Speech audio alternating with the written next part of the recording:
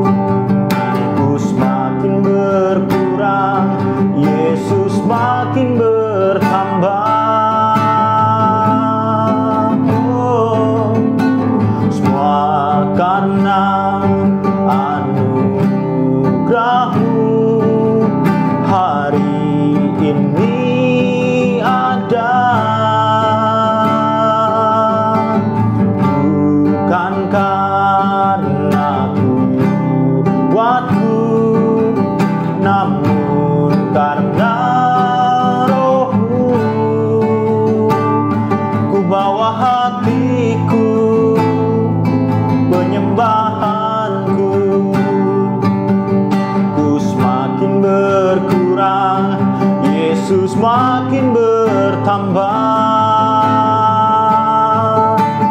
mengikut Yesus, itulah kesukaan hatiku.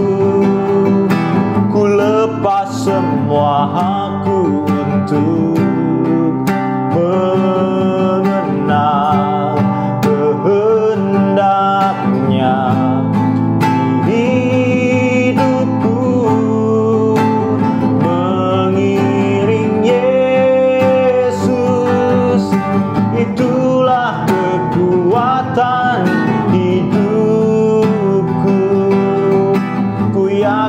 Anugerahnya mampu jadikanku hamba yang berkenan selalu.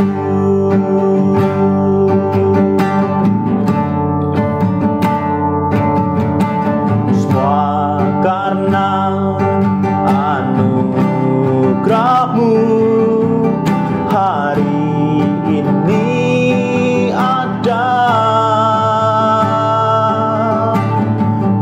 Bukan karena kuatku, namun karena Roh-Mu. Ku bawa hatiku, penyembahanku. Ku semakin berkurang, Yesus makin bertambah. Mengikut Yesus, itulah kesukaan hatiku. Ku lepas semua aku untuk mengenal kehendaknya.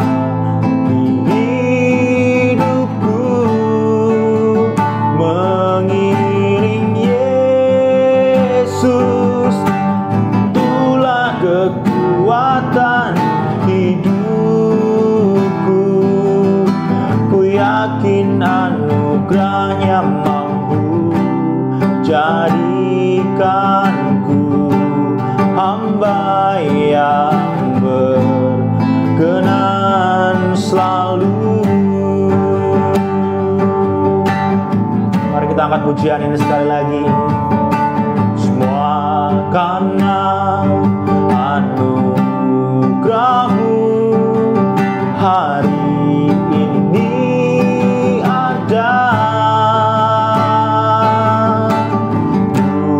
bukan karena kuatku, namun karena Roh-Mu. Ku bawa hatiku, penyembahanku, ku semakin berkurang, Yesus makin bertambah. Mengikut Yesus, itulah kesukaan hatiku. Ku lepas semua hakku untuk mengenal kehendaknya di hidupku. Mengiring Yesus, itulah kekuatan hidupku. Ku yakin anugerahnya mampu jadikanku hamba yang berkenan selalu.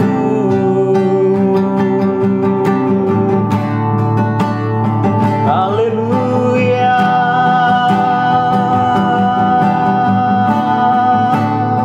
Terpujilah Engkau Tuhan. Kami bersyukur Bapa, segala pujian hormat kami hanya kepadamu. Allah yang setia, haleluya.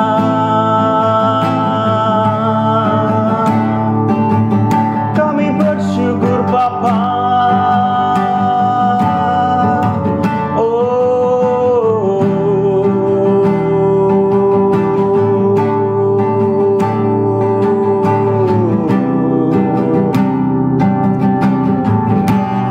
Terima kasih Tuhan.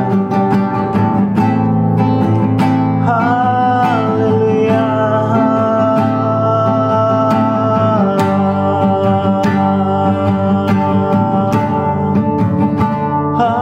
Haleluya.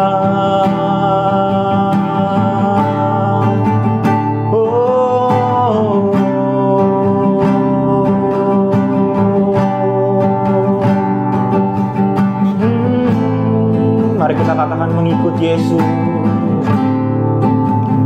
Mengikut Yesus, itulah kesukaan hatiku. Ku lepas semua hakku untuk mengenal kehendaknya di hidupku. Mengiring Yesus, itulah kekuatan hidupku. Ku yakin anugerahnya mampu jadikanku hamba yang berkenan selalu.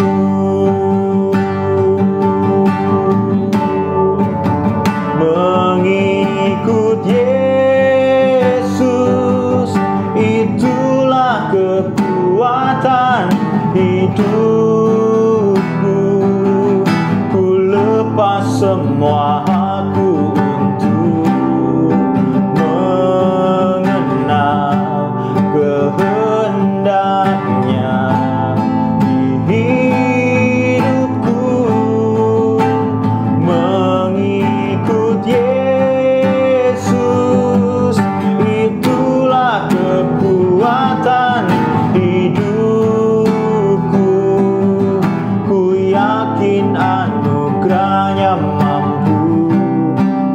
jadikanku hamba yang berkenan selalu. Terima kasih Tuhan, kami bersyukur buat kesempatan kami ada hari ini di hadapan Tuhan. Kami boleh datang menghadap Tuhan dengan keadaan yang baik dalam hidup kami. Terima kasih buat anugerah Tuhan, kesempatan Tuhan yang hari ini memberi hati kami, hidup kami, telinga kami untuk didikan Tuhan, untuk mendengar apa yang isi hati Tuhan buat kami. Beri kami hati yang mudah diajar, yang mudah ditegur, yang mudah untuk dibentuk Tuhan. Beri kami teachable spirit, roh yang mudah untuk diajar. Biar hari ini tiap firman yang kami dengar bukan sekedar firman biasa, bukan sekedar rutinitas agama biasa yang kami lakukan setiap minggu, tapi biar hari ini jadi sebuah rema yang bicara buat kami, yang mengubah hidup kami, menuntun kami, mengajar kami bagaimana kami hidup yang berkenan di hadapan Tuhan. Kuasai hamba-Mu menyampaikan firman hari ini. Biar setiap perkataan yang keluar dari mulut dari bibir hamba-Mu adalah perkataan-perkataan ilahi dari hatinya Tuhan. Dan kami mau sambut firman ini, kami mau terima firman ini dalam nama Tuhan Yesus Kristus. Biar kita semua percaya sama-sama. Amin. Shalom Bapak Ibu semua. Hari ini kita akan belajar tentang hukum benih, tentang gandum dan lalang. Nah, kalau kita remind dulu ya, kita refresh dulu. Kalau kita ingat yang kemarin-kemarin kita belajar ada yang namanya hukum benih, ada yang namanya tabur, tuai dan segala macamnya. Kita akan mengerti bahwa benih itu menghasilkan sesuatu. Ada namanya hukum yang tidak bisa dilanggar. Nah, kalau kita ngomong hukum di dunia ini ada beberapa macam hukum. Contoh, ada satu namanya kita kenal hukum gravitasi. Hukum gravitasi ini berkata begini, apapun yang kita lempar ke atas pasti harus turun, pasti. Jadi apapun itu mau bulu, mau debu, mau apapun, mau seringan apapun, semua yang kita lempar ke atas pasti akan jatuh ke bawah. Ada lagi hukum matematika misalnya. Di dalam hukum matematika kita mengenal ada satu hukum namanya the identity law, hukum identitas. Dia berkata begini, segala apapun bilangan, jumlah berapapun, kalau dikali dengan satu, dia akan mempertahankan identitasnya. Jadi kalau 2 dikali 1, ya 2. 1000 atau 1.000.000, 1 miliar, 1 triliun dikali 1, ya tetap sama 1 triliun, tetap sama 1 miliar, tetap sama 10 dan segala macamnya. Itu hukum identitas. Ada namanya the law of the prophets, hukum kenabian. Dia berkata begini, apapun yang Anda inginkan orang lain perbuat padamu, lakukanlah yang sama kepada mereka. Itu disampaikan sama Yesus, the golden rule. Lalu ada lagi yang lain, ada namanya the law of harvest. Anda hukum tuaian, Anda akan menuai apapun yang Anda tabur. Jadi Anda menabur sesuatu, Anda pasti akan tuai itu. Anda tabur yang baik, Anda tabur benih yang berharga, Anda akan menuai yang baik, yang berharga yang sama. Anda menabur benih yang salah, ya Anda juga akan menuainya. Walaupun salah tetap akan dituai. Jadi apa yang kita lepas sebagai benih, apa yang kita lepas untuk ditabur akan dituai dalam bentuk yang sama. Anda menabur mangga, keluarnya ya mangga. Gak mungkin keluarnya terus jadi apel, gak mungkin gitu. Nah, biar kita belajar sama-sama hari ini, saya akan bacakan firman Tuhan dari kitab Matius pasal 13. Matius 13 ayat 24 sampai 30 dulu. Jadi Matius 13 ayat 24 sampai 30 dulu, lalu setelah itu kita loncat ke bawahnya untuk kelanjutan kisahnya, pasal 36 sampai 43. Saya bacakan dulu ya, Matius 13 ayat 24 sampai yang ke-30-nya. Yesus membentangkan suatu perumpamaan lain lagi kepada mereka. Katanya, hal kerajaan sorga itu sumpama orang yang menaburkan benih yang baik di ladangnya. Tetapi pada waktu semua orang tidur, datanglah musuhnya menaburkan benih lalang di antara gandum itu lalu pergi. Ketika gandum itu tumbuh dan mulai berbulir, tampak jugalah lalang itu. Maka datanglah hamba-hamba Tuan ladang itu kepadanya dan berkata, Tuan, bukankah benih baik yang Tuan taburkan di ladang Tuan? Dari manakah lalang itu? Jawab Tuan itu, seorang musuh yang melakukannya. Lalu berkatalah hamba-hamba itu kepadanya, jadi maukah Tuan supaya kami pergi mencabut lalang itu? Tetapi ia berkata, jangan, sebab mungkin gandum itu ikut tercabut pada waktu kamu mencabut lalang itu. Biarkanlah keduanya tumbuh bersama sampai waktu menuai. Pada waktu itu aku akan berkata kepada para penuai, kumpulkanlah dahulu lalang itu dan ikatlah berberkas-berkas untuk dibakar. Kemudian kumpulkanlah gandum itu ke dalam lumbungku. Nah, lalu kita loncat ke bawah, kelanjutannya ayat 36-nya. Maka Yesus pun meninggalkan orang banyak itu lalu pulang. Murid-muridnya datang dan berkata kepadanya, jelaskanlah kepada kami perumpamaan tentang lalang di ladang itu. Ia menjawab katanya, orang yang menaburkan benih baik ialah anak manusia. Ladang ialah dunia. Benih yang baik itu anak-anak kerajaan dan lalang adalah anak-anak si jahat. Musuh yang menaburkan benih lalang ialah iblis. Waktu menuai ialah akhir zaman dan para penuai itu malaikat. Maka seperti lalang itu dikumpulkan dan dibakar dalam api, demikian juga pada akhir zaman anak manusia akan menyuruh malaikat-malaikatnya dan mereka akan mengumpulkan segala sesuatu yang menyesatkan dan semua orang yang melakukan kejahatan dari dalam kerajaannya. Semuanya akan dicampakkan ke dalam dapur api. Di sanalah akan terhadap ratapan dan kertakan gigi. Pada waktu itulah orang-orang benar akan bercahaya seperti matahari dalam kerajaan Bapa mereka. Siapa bertelinga, hendaklah ia mendengar. Jadi dalam perumpamaan ini, kalau Anda baca terjemahan bahasa Inggris, Bapak Ibu, Anda akan mendapati judul perikopnya adalah The Parable of the Weeds. Perumpamaan tentang lalang. Nah, kalau kita belajar, kita mau mengerti maksudnya Yesus, kita perlu clear dulu. Yang dimaksud lalang itu apa sebenarnya? Kalau Anda baca, Anda cari dalam Merriam-Webster Dictionary gitu ya. Itu ada satu kamus yang menjelaskan arti kata. Jadi kalau Anda cari di dalam kamus itu, lalang itu artinya apa sih sebenarnya? Lalang itu dia bilang begini, saya bacakan buat Anda semua ya, supaya ini terjemahan yang persis sama, supaya kita nggak salah. Weeds atau lalang, dia berkata begini, a plant that is not valued.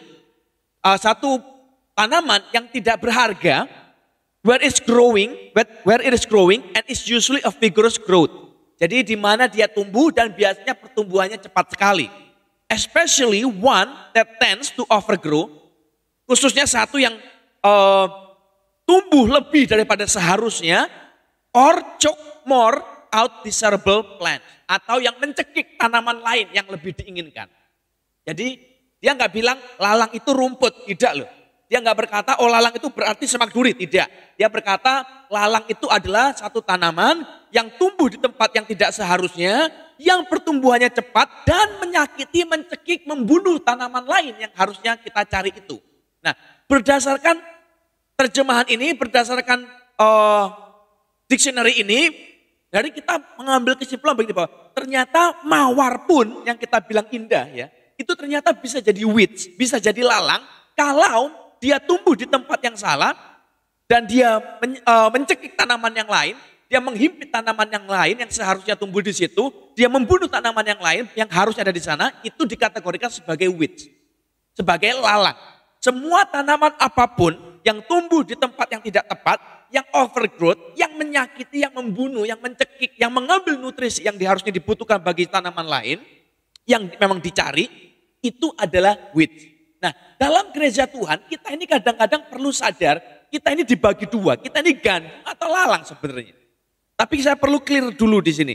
Kalau Anda baca baik-baik, tadi di ayat yang kita baca di atas ayat 24 berkata, Yesus membentangkan satu perumpamaan lain lagi. Berarti ini bukan perumpamaan pertama yang Yesus ceritakan. Kalau Anda baca Alkitab Anda, coba Anda perhatikan Matius 13 ayat 1 sampai 24, Bapak Ibu, itu juga ada perumpamaan yang lain. Judul perikopnya adalah The Parable of the Sower. Perumpamaan seorang penabur. Lalu lompat ayat ke-24-nya ke bawah, Anda akan mendapati The Parable of the Weeds. Jadi ada dalam satu pasal ini, pasal 13, ada The Parable of the Sower, perumpamaan seorang penabur, lalu ada The Parable of the Weeds. Nah, dibedakan ternyata. Kalau Anda mungkin lupa, saya review ulang ya. The Parable of the Sower, perumpamaan seorang penabur itu Yesus berkata begini. Pada suatu hari keluarlah seorang penabur, lalu dia menabur benih. Ada benih yang jatuh di pinggir jalan, lalu dimakan sama burung, lalu habislah semuanya. Ada benih yang jatuh di tanah yang berbatu-batu, yang tidak banyak tanahnya, lalu juga mati di sana karena nggak ada tanahnya, nggak bisa berakar. Lalu ada lagi benih yang jatuh di semak duri. Jadi dia kejepit, kehimpit dan segala macamnya. Ada yang jatuh di tanah berbatu-batu, mati juga. Lalu yang terakhir ada benih yang ditabur di tanah yang baik, lalu dia menghasilkan buah yang berkali-kali ganda. Nah, Yesus membedakan ini jadi dua. Satu, parable of the sower, perumpamaan penabur, satunya lagi adalah parable of the wheat. Nah, kita perlu clear baik-baik. Ini dua perumpamaan yang berbeda. Konteksnya beda, tujuannya beda, di dalamnya juga beda. Saya jelaskan baik-baik bentar ya. Kalau Anda baca dalam The Parable of the Sower, dalam kitab Matius pasal 1 ayat 23 lebih tepatnya, Anda akan mendapati bahwa ada yang namanya the sower, penabur. Siapa sih sebenarnya yang dimaksudlah penabur? Dalam ini perumpamaan yang pertama ya. Dalam perumpamaan The Parable of the Sower, siapakah si penabur itu? Penabur ini semua orang Bapak Ibu. Anda, saya, kita semua harus menabur. Dan kita sekarang memilih mau naburnya di mana. Di tanah berbatu, di pinggir jalan, di tanah yang semak duri, atau di tanah yang baik. Siapa kita? Kita orangnya. Kita yang tanggung jawab atas taburan kita. Kita yang menentukan, kita yang harus milih tanahnya. Jadi siapa penaburnya? Kita. Siapapun kita. Semua kita adalah si penabur. Lalu ada bagian lain, benihnya. Ada si penabur yaitu kita menaburkan benih, seed. Siapa seednya? Dalam kasus perumpamaan of the sower, perumpamaan seorang penabur, seednya, benihnya adalah firman Tuhan. Jadi kita disuruh nabur firman, disuruh nabur kebenaran, disuruh nabur hukum Tuhan dalam hidup kita. Jadi ada siapa sowernya? Kita. Siapa seednya atau apa seednya? Word of God, firman Tuhan. Nah, yang jadi kata kunci di dalam perumpamaan ini adalah the soil. Tanahnya. Di mana tanah ini? Di mana kita taburkan benih ini? Di tanah yang di pinggir jalan kah? Di tanah berbatu kah? Di tanah yang subur kah? Atau di tanah yang bersemak duri? Di mana kita? Jadi kuncinya adalah tanah. Tanah menentukan apakah benih kita akan tumbuh atau tidak atau malah mati. Jadi tanah ini adalah penentunya. Ini dalam kasus perumpamaan seorang penabur, parable of the sower. Nah, yang kita akan belajar hari ini adalah parable of the weeds. Perumpamaan lalang, gandum dan lalang kalau dalam terjemahan bahasa Indonesianya. Lalu kita coba bedah baik-baik ya. Dalam kasus parable of the weeds, siapa sowernya? Siapa si penabur? Yesus. Bukan kita. Dalam perumpamaan yang pertama, sowernya adalah, penaburnya adalah kita. Dalam parable of the weeds, penaburnya siapa? Tuhan. Beda sudah. Lalu yang bagian kedua, tanahnya. Kalau dalam bagian perumpamaan seorang penabur, tanah menentukan. Tanahnya itu apakah tanah berbatu, tanah bersemak duri, atau cuma sekedar di pinggir jalan, atau tanah subur, menentukan. Tapi dalam perumpamaan gandum dan lalang ini, tanahnya yang dimaksud adalah seluruh bumi ini. Penaburnya Yesus, soilnya, tanahnya, seluruh bumi ini adalah tanah. Lalu ada yang ketiga, seed. Siapa seednya atau apa seednya? Kita seednya. Saya ulang baik-baik ya. Dalam perumpamaan seorang penabur, penaburnya Yesus, benihnya atau seednya itu firman Tuhan. Keywordnya adalah the soil, tanahnya, menentukan di mana kita tabur ini. Apakah taburan kita akan menuai atau tidak, akan berbuah atau tidak, tergantung dari tanahnya. Nah, dalam perumpamaan gandum dan lalang, penaburnya Yesus, tanahnya seluruh dunia ini, bumi kita, benihnya apa? Kita. Jadi ini dua perumpamaan yang berbeda, supaya kita ngerti dulu. Jangan dicampur adukan baik-baik. Jadi pisahkanlah dan ngertilah. Kita jadi benih. Dalam perumpamaan Yesus mengajar kita ini benihnya. Nah, keywordnya kita apa sekarang? Keyword kita dalam kasus ini, dalam perumpamaan gandum dan lalang, keyword kita adalah seednya, benihnya, kita. Ingat, kita adalah benihnya. Saya ulang baik-baik ya ayat di atasnya ya. Yesus menjelaskan begini. Ia menjawab, orang yang menaburkan benih baik ialah anak manusia, Yesus. Ladang ialah dunia. Ladangnya, soilnya adalah seluruh bumi ini, dunia. Benih yang baik, the good seed, adalah anak-anak kerajaan, kita, pengikut Kristus, kita ini loh. Dan lalang adalah anak-anak si jahat. Lalang adalah musuh. Yang nabur siapa? Musuhnya siapa? Iblis. Jadi dalam kasus ini, Yesus menggambar, Yesus menjelaskan kita ini adalah benihnya. Nah, dengan kasus ini kita mulai akan mengerti apa yang Tuhan bicara buat kita. Yesus sebagai penabur, ingat baik-baik dalam konsep ini ya. Yesus adalah penaburnya. Dia menabur kita ke dunia ini. Dia lepaskan kita, dia taruh kita di dunia ini. Kenapa dan apa? Lalu Yesus ini ngapain sebenarnya? Kita coba buka pelan-pelan ya, kita ngerti dulu baik-baik. Tugas Yesus itu ada dua ternyata, berdasarkan ayat ini ya. Fungsi Yesus itu yang utama sebagai seorang penabur itu ada dua. Ayat 37 dia berkata begini. Ia menjawab katanya, orang yang menaburkan benih baik ialah anak manusia, dia. Jadi dia adalah the sower, dia adalah si penabur, dia yang menaburkan benihnya. Ini konsep pertama, Yesus adalah si penabur, kita adalah benih.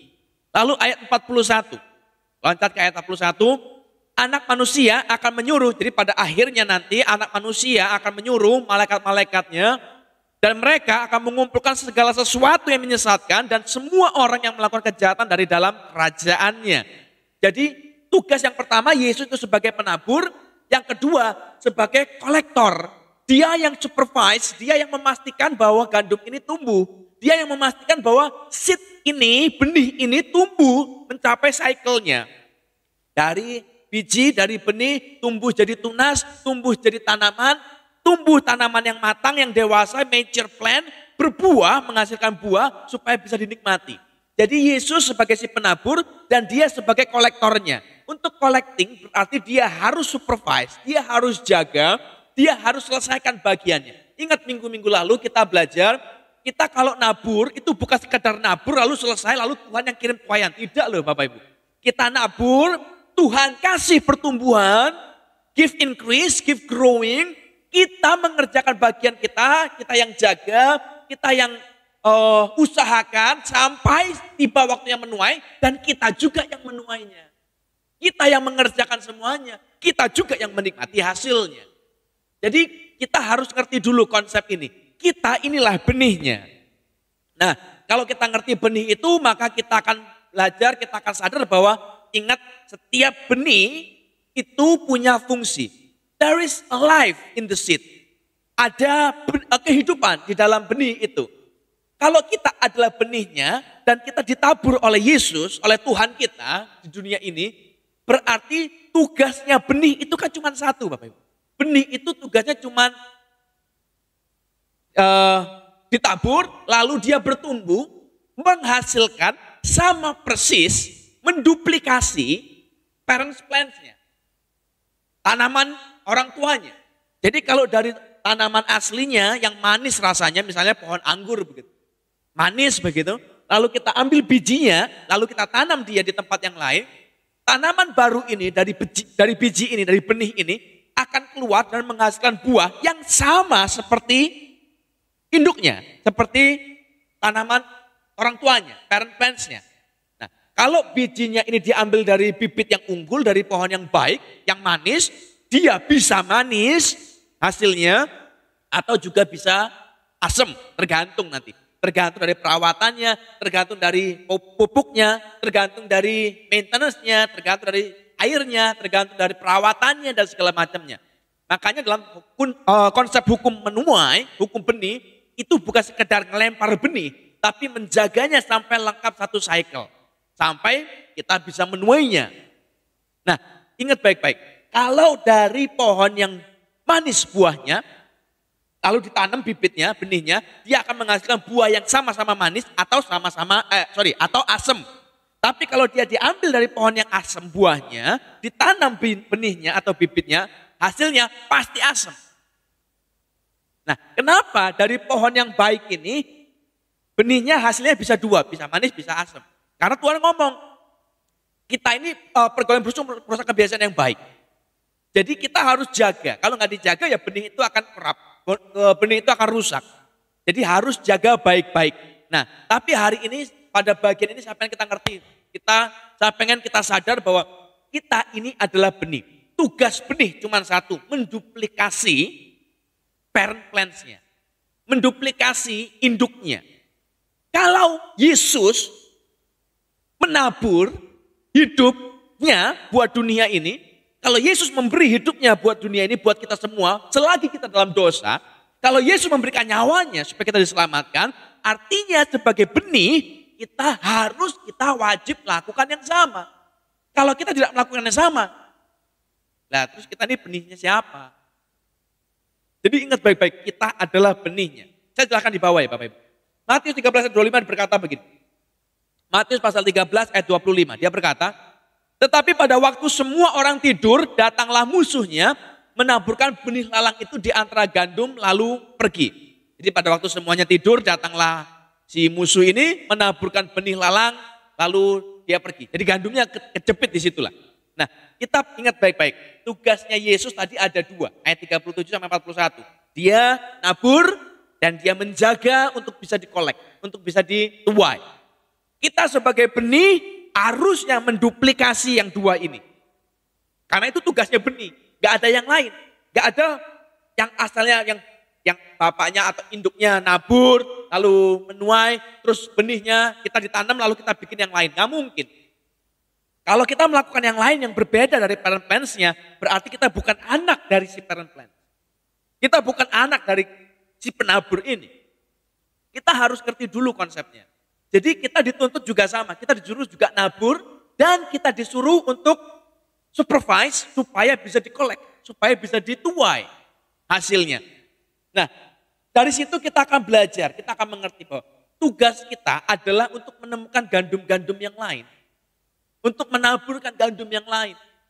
Yesus dia tabur benih kita, manusia maksudnya. Di bumi, lalu dia supervise, dia jaga, dia buat sebegitu rupa supaya gandum ini tetap hidup. Alkitab menulis loh Bapak Ibu. Oh ada gandum, ada lalang, kenapa nggak langsung dicabut?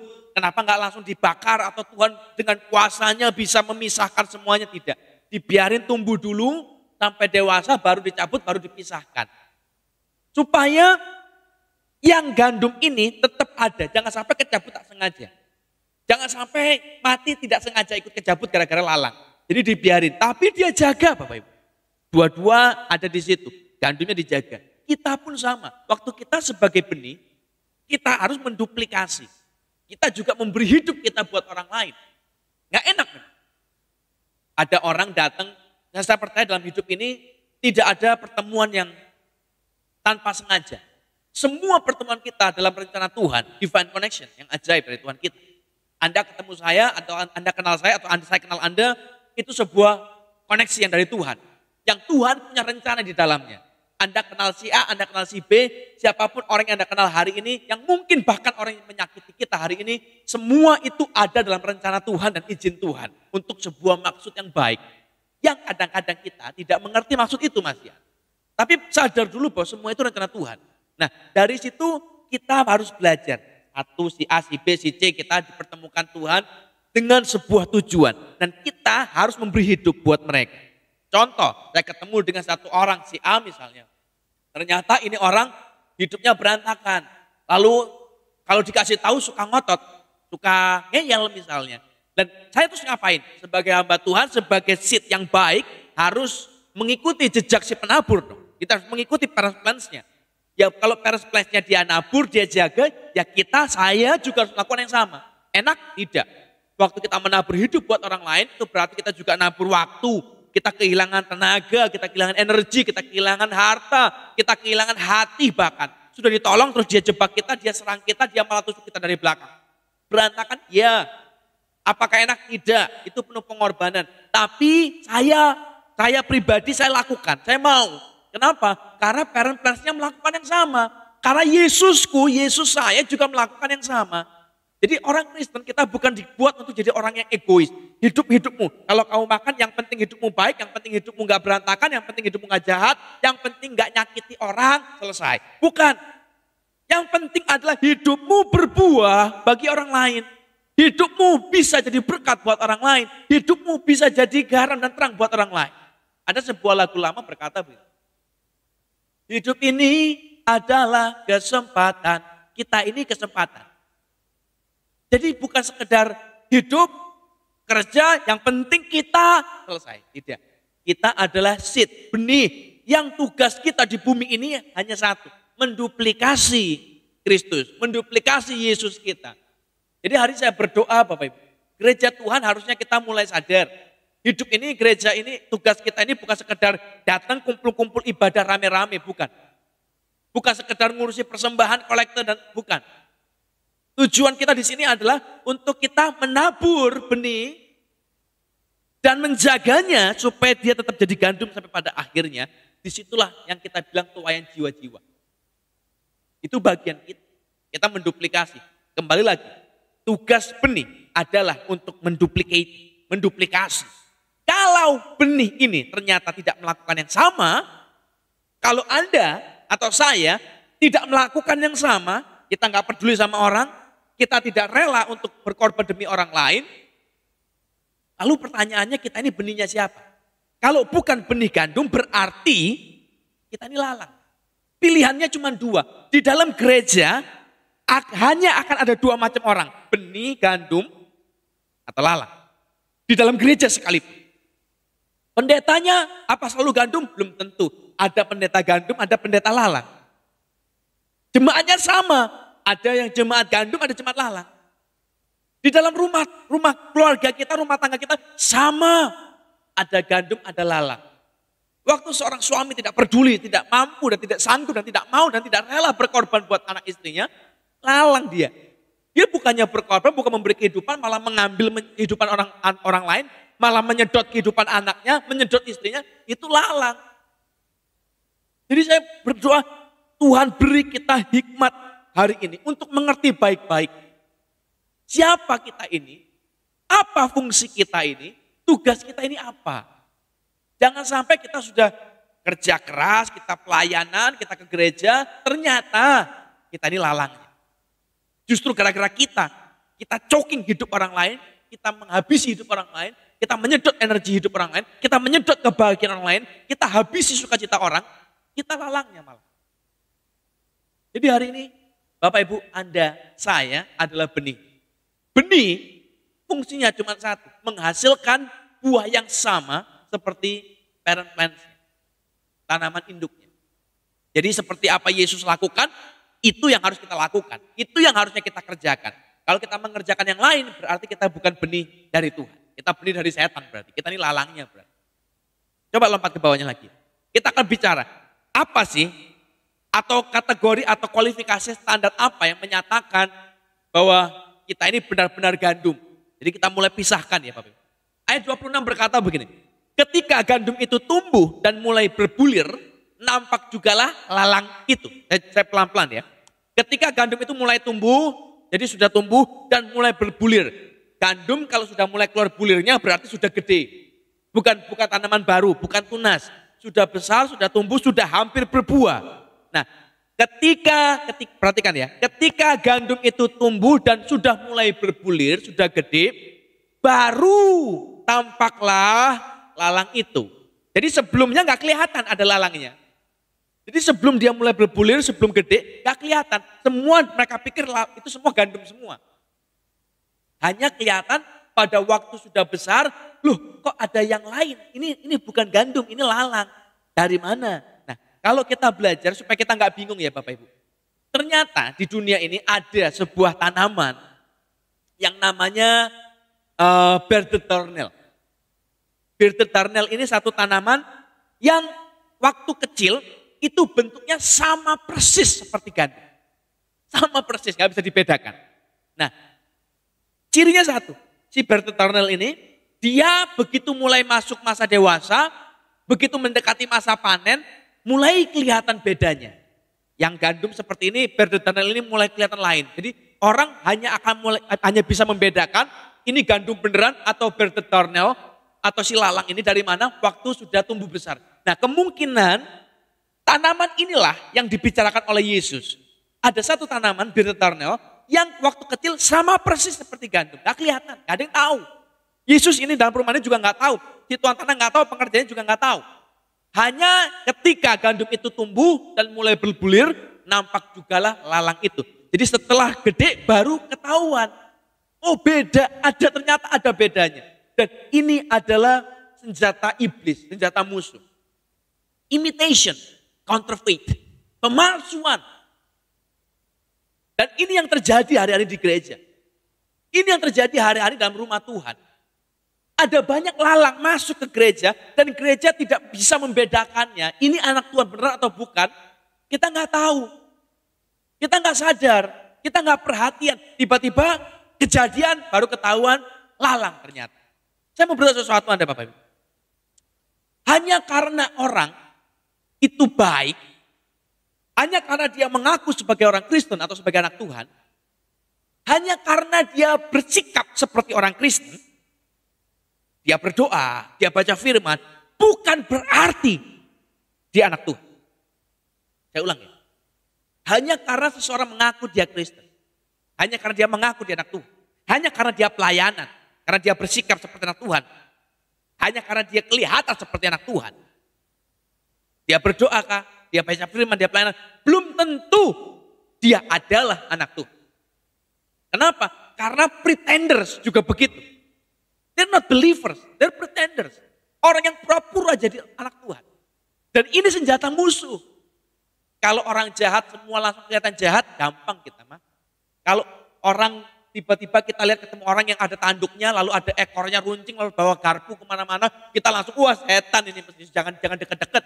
Tapi kan enggak, setan itu datang dengan bentuk yang rupawan.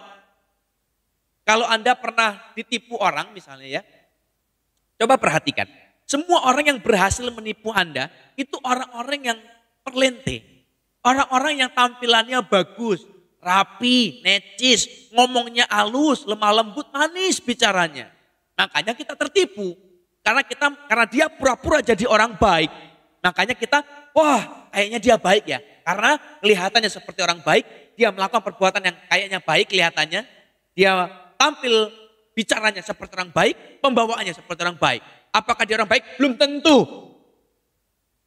Kalau penipu semua datang lalu berkata, Pak saya mau nipu Anda, saya mau ngambil duit, saya mau bikin Anda bangkrut. Ya kita pasti semua waspada toh. Kalau semua yang jahat, tampil apa adanya, hidup ini indah Bapak Ibu. Kita nggak akan terjebak, kita nggak akan tertipu. Tapi musuh mengerti cara itu tidak akan pernah berhasil. Dia tidak akan bisa menipu siapapun kalau tampil polos-polos begitu. Makanya dia tampil dengan sistem imitasi, counterfeit.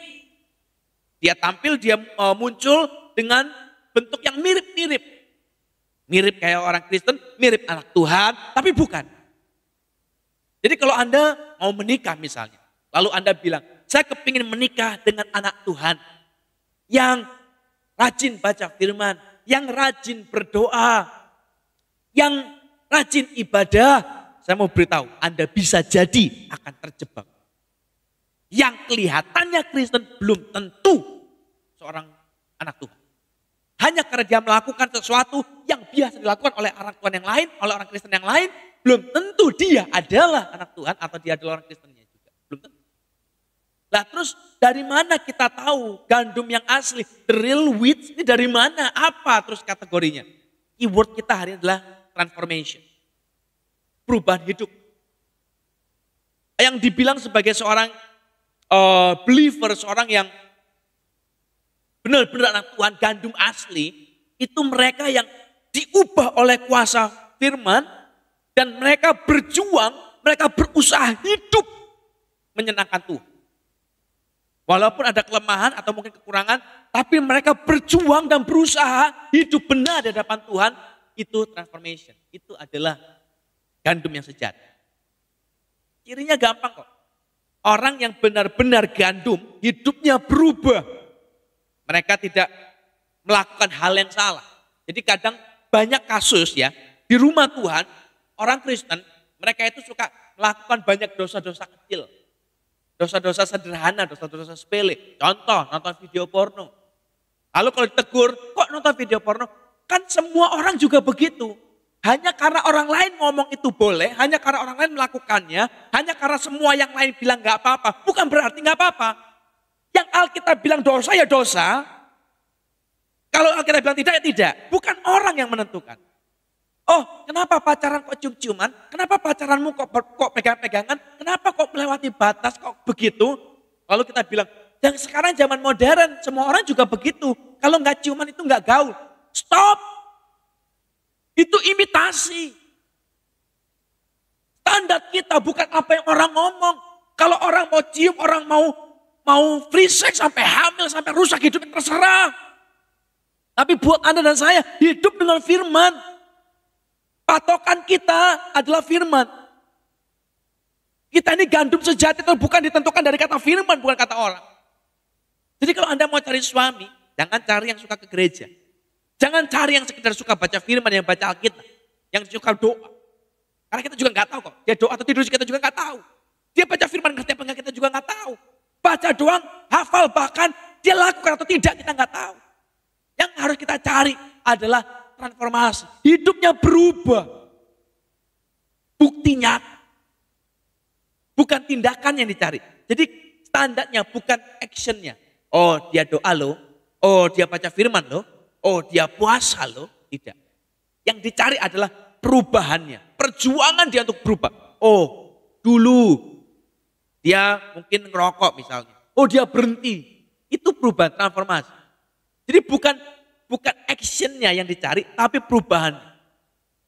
Kalau Anda misalnya punya pacar, punya suami, punya istri. Lalu seringkali kita ketemu begini. Si suami, si istri ini kadang tidak menghormati suaminya atau istrinya. Jadi pakai barang istrinya, pakai barang suami tanpa izin dan segala macam. Buka-buka barangnya, geledah-geledah barangnya, lalu dibiarin begitu saja. Atau pinjem barang gak balik-balik, atau pinjem terus barangnya rusak. Itu bukan anak Tuhan.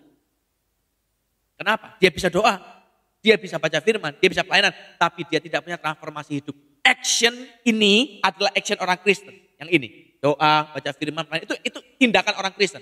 Tapi hidupnya bukan hidup orang Kristen, bukan hidup anak Tuhan. Hidup anak Tuhan, kita memberi hormat buat orang lain. We give respect. Firman berkata, anggaplah seorang yang lain lebih utama daripada dirimu sendiri. Itu kata firman. Waktu seseorang menghidupi firman, itulah tandanya transformasi. Dan saya percaya begini, kalau Anda dekat dengan orang, Anda pasti akan bisa melihat yang dia lakukan ini adalah kamuflase tindakan seperti orang Kristen atau benar-benar dia menghidupi firman. Pilihannya di tangan kita. Kita ngerti, Pak, tahu. Nah, masalahnya kadang-kadang cinta itu buta. Kita tahu dia tidak menghidupi firman. Dia melakukan kegiatan orang Kristen tapi tidak menghidupi firman. Lalu kita kadang kompromi. Ya mungkin lagi kilaf ya. Oh mungkin lagi capek ya. Ya kan itu kan hal-hal kecil ya. Gak terlalu esensi. Gak terlalu fatal sekali. Jadi ya tingkailah kompromi dikit-dikit lah. Ya gak apa-apa juga sih. Itu hidup Anda. Tapi kalau saya kepingin yang terbaik. Buat diriku sendiri. Dan buat keturunanku nanti. Kalau anak saya mau menikah, saya pribadi, saya pastikan, saya akan cek pasti. Ini siapa orang yang dia bawa pulang? Ini siapa orang yang dia kenalin? Ini siapa? Gak mungkin. Saya gak mungkin cuma tanya, oh ke gereja gak? Baca firman gak? Doa puasa gak? Gak mungkin. Saya bahkan gak bakal nanya itu. Percayalah. Saya kepingin lihat hidupnya yang benar. Saya kepingin lihat action yang real. Waktu dia hadapi masalah, apa yang dia kerjakan. Dia berdoa, dia berlutut di bawah kaki Tuhan, atau marah-marah, ngomel-ngomel, banting-banting barang, yang mana? Waktu dia dalam tekanan, apa yang dia lakukan? Saya nggak butuh terus tanya, doa nggak kalau lagi stres? Enggak, orang kalau ditanya masih mau jawabannya baik. Lihatlah, real. Waktu dalam keadaan tertekan, keadaan berat, apa yang dia buat? Dia berserah, dia berikan pujian penyembahan buat Tuhan. Apa? Atau malah mau bunuh diri, depresi, stres. Apa? Itu kan tanda, transformasi itu adalah perubahan hidup. Dan itu adalah kunci kita hari ini. Kalau kita nggak bisa melihat perubahan hidup, ya percuma. Perubahan hidup itu berarti mereka meninggalkan dosa. Kalau ada orang Kristen, mengaku Kristen, tapi tetap hidup dalam dosa, melakukan dosa, besar atau kecil, apapun itu. Dosa ya dosa. Alkitab tidak pernah mengenal dosa besar, dosa kecil. Semua dosa adalah dosa membawa maut. Kalau Anda berhubungan dengan orang yang begitu, dosa yang sama akan jatuh buat kita. Hukumannya kena kita juga kok. Saya jelaskan baik-baik supaya nggak salah. Kalau suami Anda, misalnya seorang pemabok, penjudi, percayalah, walaupun Anda berdoa terus, Anda rajin sebagai istri, Anda ibadah, Anda baca firman, Anda hidup sungguh-sungguh, pasti kena imbas, pasti. Nggak mungkin enggak. Kebalikan, waktu suami Anda orang yang takut Tuhan, hidupnya benar-benar hidup buat Tuhan, transformasinya nyata, Anda juga pasti akan kerasa kok. Anda pasti akan menikmati, pasti. Imbasnya pasti ada. Jadi hari ini, ayolah, Sadarlah. Jangan tertipu dengan orang yang mengaku dan melakukan perbuatan-perbuatan seperti orang Kristen. Tapi lihat baik-baik transformasinya, perbuatannya, real life-nya, hidupnya benar-benar. Dan saya berdoa hari ini gereja juga harus sadar. Kadang gereja ini jadi lahan tumbuh yang subur bagi para lalang. Kita tahu orang yang datang di gereja kita lalang, tahu. Saya yakin para pendeta itu punya kemampuan sebenarnya untuk membedakan. Mereka punya kepekaan untuk membedakan antara domba sejati, gandum yang sejati dengan lalang, tahu. Tapi kadang dibiarin. Takut kehilangan jemaat, takut kehilangan anggota. Jadi cintai udahlah, yang penting gak bikin gara-gara di gereja dibiarin. Jangan. Waktu kita kompromi, habislah semuanya. Ingat, definisi dari lalang adalah dia sebuah tanaman yang tumbuh overgrowth dan menyekik tanaman yang lain. Jadi kalau lalang itu ada biar dia akan mencekik jemaatmu yang lain, habis mati yang lain. Saya pribadi, saya tidak beri kesempatan buat para lalang. Kalau memang salah saya tegur, masalah mau keluar mau terserah lah. Gereja itu bukan punya kita kok, gereja itu punya Tuhan. Jemaat juga punya Tuhan. Kalau Tuhan anggap kita mampu, Tuhan anggap kita layak, Tuhan anggap kita bisa dipercaya, dia kasih, dia tambah-tambahkan. Kalau dianggap cukuplah bagimu segini, ya cukuplah. Kalau dianggap kau nggak mampu daripada mati semua, keluar. Ya Tuhan juga punya hak atas semuanya. Jadi percuma. Kita mau berjuang, saya mau bikin program-program hebat, saya mau undang artis, saya mau undang ini, saya mau buat lakukan apapun, kalau Tuhan nggak berkenan, ya percuma. Gak akan ada gunanya. Karena punya Tuhan. Jadi jangan terlalu dipegang. Tugas kita itu bukan mengumpulkan gandum-gandumnya. Bukan mengumpulkan jemaat-jemaatnya. Bukan. Tugas kita adalah menabur dan menjaga supaya bisa dikolek, supaya bisa dituai. Jadi hari ini saya berdoa baik-baik.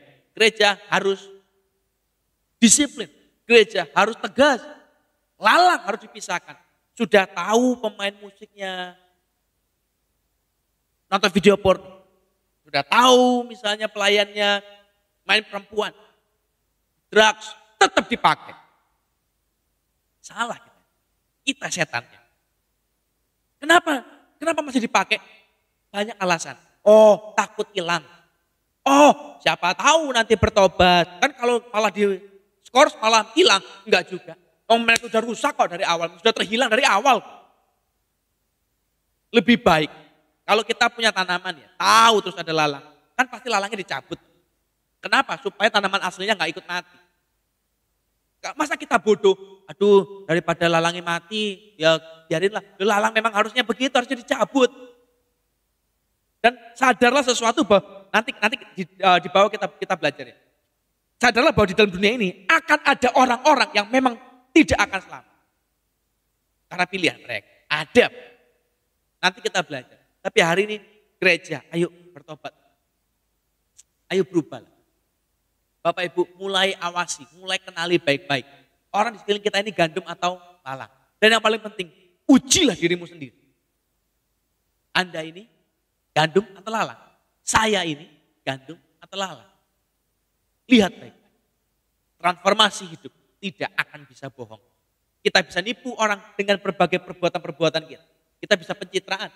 Kita bisa doa pas rame-rame, doanya kencang.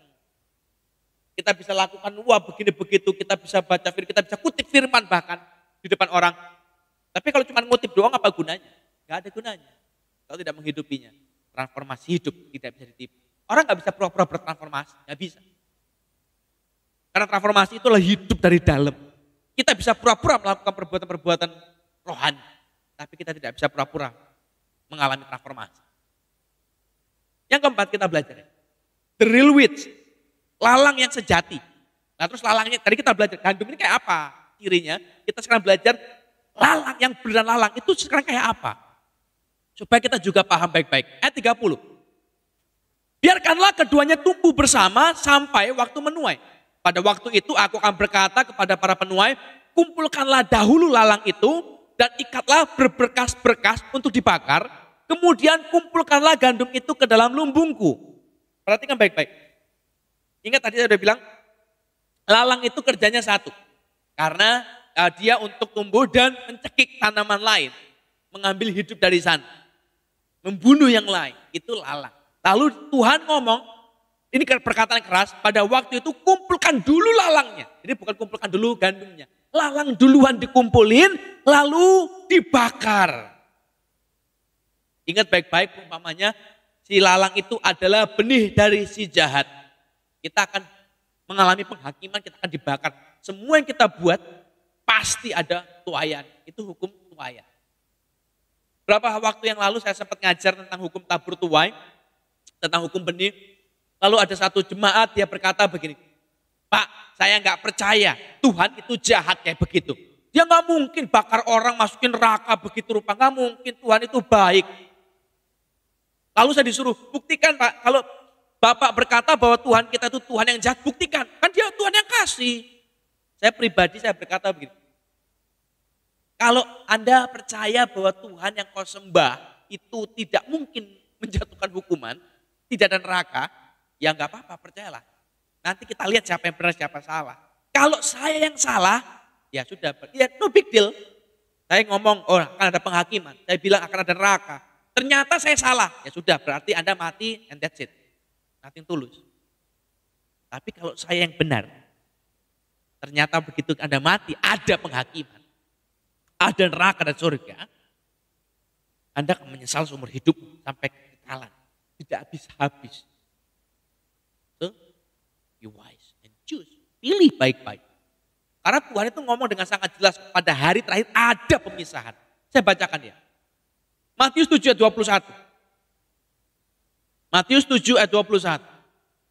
Bukan setiap orang yang berseru kepadaku Tuhan, Tuhan akan masuk ke dalam kerajaan sorga. Melainkan dia yang melakukan kehendak Bapakku yang di sorga. Pada hari terakhir banyak orang akan berseru kepadaku, Tuhan, Tuhan, bukankah kami bernubuat demi namamu dan mengusir setan-setan demi namamu dan mengadakan banyak mujizat juga demi namamu.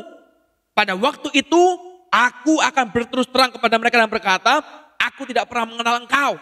Enyahlah daripada aku kamu sekalian pembuat kejahatan. Peringatannya keras sekali dan perhatikan. Pada hari terakhir bukan orang berseru Tuhan, Tuhan yang akan masuk kerajaan surga. Padahal orang ini berkata begini, kami bernubuat demi namamu, tindakan orang Kristen, tindakan rohani. Kami mengusir setan demi namamu, tindakan orang rohani, orang Kristen. Kami mengadakan mujizat demi namamu, tindakan juga orang Kristen. Tapi no transformation of life. Tuhan tidak kenal. Dan semuanya dianggap sebagai lalang. Jadi hanya karena kita ke gereja, hanya karena kita ibadah, hanya karena kita berdoa, hanya karena kita baca firman, bukan berarti kita akan masuk dalam kerajaan surga. Bukan berarti kita adalah gandum di hadapan Tuhan. Bukan, belum tentu. Bisa jadi kita lalang. Karena lalang itu tumbuhnya sama di ladang yang sama dan mirip sekali. Jadi hari ini saya berdoa baik-baik. Kenalilah, sadarlah. Hari ini kita ini gandum atau lalang. Hati-hati. Karena pada hari terakhir semua lalang pasti akan dibakar. Pasti Bapak Ibu. Firman berkata dengan begitu jelasnya kok. Kalau kita ngomong saya gandum, tapi kita tidak menduplikasi peran-perannya, kita tidak melakukan apa seperti Yesus lakukan, kita bukan gandum, kita lalang. Suka atau tidak? That's the truth. Itu kebenarannya, itulah kenyataannya. Kita gandum atau bukan, cuma ditentukan dari transformasi hidup. Dan kita berarti transformasi seperti apa? Transformasi hidup, perubahan hidup yang melakukan seperti parent-parentsnya kita. Karena kita ini benih. Kita hanya melakukan berfungsi seperti yang sudah ditentukan dari benih itu. Melakukan yang sama. Hari ini saya berdoa sungguh-sungguh biar Tuhan beri kita hati, Tuhan beri kita keberanian untuk melihat. Kalau ternyata kita lihat benar-benar, kita lihat sungguh-sungguh, kita lihat dengan hati-hati. Ternyata kita berkata, kayaknya aku ini lalang. Hari ini ada kabar baik buat kita. Kita bisa berubah menjadi gandum. Kita bisa berubah posisi, berubah tempat. Alkitab menulis begini. 2 Korintus pasal 5 ayat 17. 2 Korintus pasal 5 ayat yang ke-17. Jadi siapa yang ada di dalam Kristus, ia adalah ciptaan baru. Yang lama sudah berlalu, sesungguhnya yang baru sudah datang.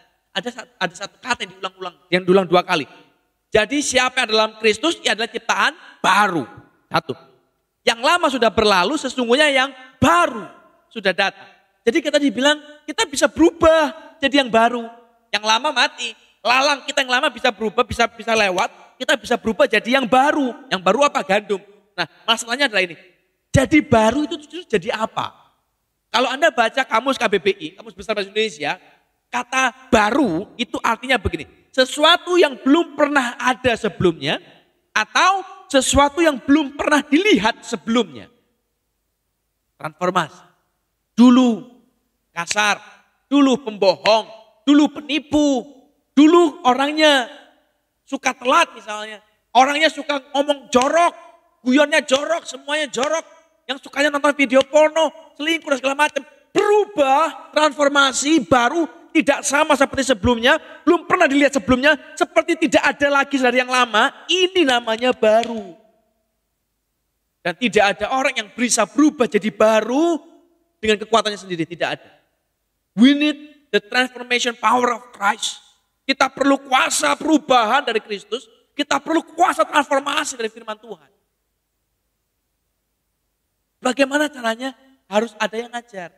Tidak mungkin kita bisa berubah begitu rupa dengan kekuatan kita sendiri. Kita perlu Tuhan dan kita perlu orang lain yang siap menabur hidup buat kita supaya kita mencapai kepenuhan destiny kita, kepenuhan panggilan kita.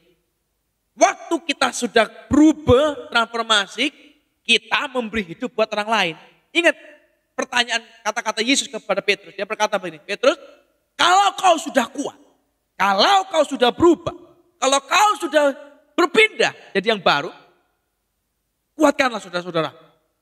Dia gak berkata begini, biarpun kau lemah Petrus, biarpun kau berdosa Petrus, gak apa-apa, layani yang lain. Enggak, kalau kau sudah kuat, kau sudah berubah, kau sudah tumbuh, baru jalan buat yang lain. Hari saya berdoa baik-baik Bapak Ibu. Di mana kita? Gandum atau lalang? Dan saya berdoa, kalau Anda ternyata kita jujur, kita mendapati kita ini kayaknya lalang. Berubah. Mumpung masih hidup, ada kesempatan untuk berubah. Beri hidup buat orang lain. Beri hidup kita untuk dididik, untuk diajar. Beri hidup kita untuk ditegur, untuk diubah. Dan saya berdoa, ingat baik, transformasi hidup adalah penentu segala. Adalah standar. Kita bukan penipuan, kita bukan imitasinya, kita bukan sekedar melakukan counterfeit, pura-pura mirip orang Kristen, pura-pura mirip mengikut Yesus, pura-pura mirip Yesus. Kita benar-benar hidup seperti Yesus. Dan saya berdoa sungguh-sungguh. Hari ini Bapak Ibu, kalau ada orang, hari ini Anda punya orang yang mau menabur hidup buat Anda. Don't let go. Jangan lepas. Hargai, bersyukur. Karena waktu Anda ketemu orang ini, Anda ketemu orang-orang seperti ini, Anda sedang mendapatkan harta karun hidup ini. Ada jalan untuk kita berubah dari lalang jadi gandum. Dan kalau Anda sudah kuat, do the same. Lakukanlah yang sama kepada orang lain. Berikan hidup. Taburlah hidup demi orang lain. Supaya mereka juga mengalami perubahan yang sama. Mereka mengalami Kristus dalam hidup mereka. Dan saya berdoa sungguh-sungguh. Waktu Anda didapati melakukan sama seperti parents plan-nya. Waktu Anda didapati menduplikasi seperti Kristus. Anda dinilai, Anda dihitung sebagai gandum. Dan firman Tuhan berkata, lalang akan dibakar tapi gandum. Saya bacakan buat Anda. Apa yang terjadi dengan gandumnya? Alkitab menulis begini, ayat yang ke-43. Pada waktu itulah orang-orang benar akan bercahaya seperti matahari dalam kerajaan Bapa mereka. Kita akan percaya, kita akan diangkat dalam kerajaan Bapa kita. Hari saya berdoa, mulai berubah. Jadilah gandum yang benar. Beri hidup, beri hati, beri telinga. Beri hati kita, pikiran kita untuk didikan Tuhan. Dan kalau Anda sudah kuat, lakukanlah yang sama buat orang lain, taburlah hidup Anda. Supaya orang lain juga mengalami keselamatan yang sama. Jadi kita berdoa. Bapa, biar hari ini barang siapa bertelinga hendaklah ia mendengar. Biar firman-Mu bukan sekedar firman biasa yang kami dengar lalu hilang lenyap dan lupa. Tapi biar firman ini melekat jadi rema buat kami. Biar kami hari ini jadi orang-orang yang sadar sepenuhnya bahwa kami adalah benih-benih yang ilahi. Benih yang ditabur Tuhan di tanah ini. Supaya kami bisa melakukan yang sama, kami bertumbuh dan menduplikasi seperti apa yang Yesus lakukan buat kami. Yesus menabur dan dia menjaga cycle-nya, dia menjaga supaya kita semua bisa dituai, dia menjaga taburannya sampai pada masa tuaian, sampai bisa dikolek. Dan kami berdoa sungguh-sungguh sebagai hamba, saya berdoa Tuhan mampukan kami hari ini, biar firman-Mu, biar hikmat-Mu itu membuka mata kami, hari menyingkapkan rahasia firman-Mu buat kami. Biar firman ini jadi sebuah kedalaman buat kami, rema yang bicara sungguh-sungguh buat kami. Kami tahu bahwa kalau Tuhan izinkan, kalau Tuhan jamah kami, firman ini bicara dan menegur dengan kuat buat kami. Kami tahu bagi orang-orang luar, bagi orang-orang yang tidak mengenal Tuhan, firman ini mungkin sekedar firman biasa, sebuah teori biasa. Tapi biar hari kami sungguh-sungguh pisahkan Tuhan. Tunjukkan gandum dan lalang yang sesungguhnya. Dan kalau di antara kami didapati ada yang lalang saat ini, biar Tuhan beri jalan. Tuhan beri kesempatan untuk kita jadi ciptaan yang baru. Sebuah pengorbanan, bukan gampang, pengorbanan besar untuk bertransformasi di hadapan Tuhan. Tapi dengan Tuhan, tidak ada yang mustahil bagi orang yang percaya. Kita cakap, menanggung segala perkara, kita lebih daripada pemenang. Sebagai hamba saya berdoa, Tuhan jamah hari ini setiap hamba-hambamu, anak-anakmu, siapapun yang sedang mendengar firman ini, saya berdoa dalam nama Tuhan Yesus, biar Tuhan jamah kuasa transformasi yang dari Tuhan, kuasa perubahan hidup terjadi dalam nama Yesus. Dan biar orang-orang diubahkan, kami diubahkan, kami memastikan diri kami sebagai gandum yang sejati. Dan kalau kami kuat, kami siap menabur hidup buat orang lain, biar mereka juga menerima keselamatan yang sama dari Tuhan. Dalam nama Tuhan Yesus Kristus, biar kita semua percaya, katakan sama-sama, amin. Hari ini sebelum kita akhiri ibadah kita Bapak Ibu, biar kita angkat tangan kita sama-sama di hadapan Tuhan. Dan saya undang kita semua, kita katakan amin yang keras, setiap perkataan berkat yang akan saya lepaskan buat kita semua. Sebab amin mengikat janji Tuhan jadinya dalam kehidupan kita. Jadi kita percaya, kita imani, dan kita terima janji ini. Bapa, kami berdoa, kami percaya dalam nama-Mu, diberkatilah pekerjaan kami, diberkatilah usaha kami. Apapun yang kami sentuh dan kerjakan, dijadikan Tuhan berhasil. Biar kami naik jadi kepala dan bukan ekor, biar kami jadi orang-orang yang memberi bukan meminta-minta. Biar kami jadi orang kelimpahan bukan yang kekurangan. Dan kami terima berkat ini di dalam nama Allah Bapa, Allah Putra, Roh Kudus, dalam nama Yesus Kristus Tuhan. Biar kita semua percaya sama-sama, amin. Tuhan Yesus memberkati.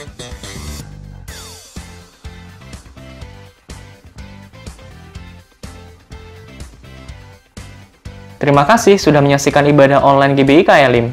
Minggu depan ibadah bareng lagi ya. Kami mengundang untuk bersama-sama beribadah melalui YouTube channel GBI KLIM.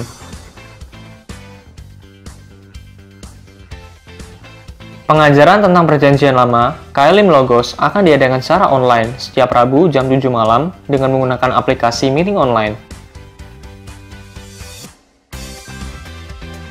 Komsel GBI KLIM akan diadakan secara online setiap Kamis jam 7 malam dengan menggunakan aplikasi meeting online. Follow akun sosial media kami untuk mengetahui update dan juga untuk mendengarkan khotbah. Persembahan dan perpuluhan bisa ditransfer melalui rekening BCA GBI KLIM. Untuk informasi konseling dan doa, bisa menghubungi nomor sekretariat gereja berikut ini. Terima kasih telah mengikuti KLIM News hari ini. Selamat hari Minggu, Tuhan Yesus memberkati.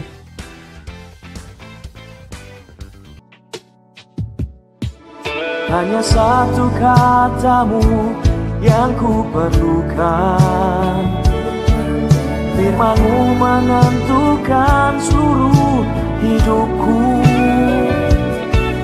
yang tiada Kau jadikan